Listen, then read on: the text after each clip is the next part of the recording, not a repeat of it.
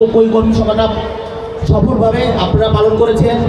আজকে কি এই কর্মী সভা আপনারা সফলভাবে পালন করতে চান?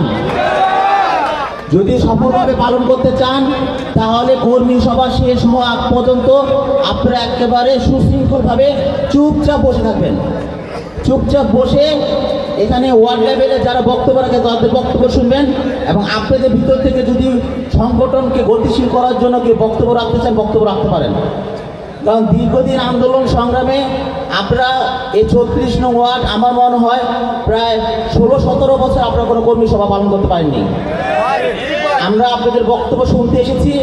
আপনারা আপনাদের বক্তব্য সাংগঠনিকভাবে কীভাবে সংগঠনটা গতিশীল করা যায়, সাংগঠনিকভাবে শক্তিশালী করা যায়, এই ধরনের বক্তব্য আপনারা রাখবেন।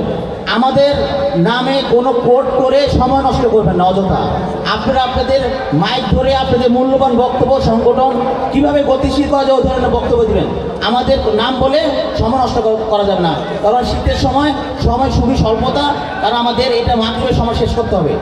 আরেকটা বিষয়, কারো ব্যাপারে কারো নাম ধরে কোনো স্লোগান দেওয়া যাবে না।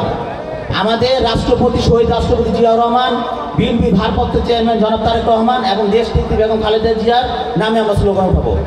আর বক্তব্য দেওয়ার সময় ওই ভাইয়ের কারণে আমি আজকে এই অবস্থা, ওই ভাইয়ের কারণে আজকে সংগঠন এইভাবে গতিশীল হয়ে আছে, ওই ভাই এটা করে না, এই ভাই, এই ধরনের বক্তব্য কেউ দিবেন না। এই ধরনের বক্তব্য কেউ দেওয়া যাবে না। আপনারা বারবার বলতেছি সংগঠন কীভাবে গতিশীল করা যায় ওই ধরনের বক্তব্য দিবেন। আজকের এই কর্মী সভার শুভ উদ্বোধন এখানে ঘোষণা করলাম। ধন্যবাদ।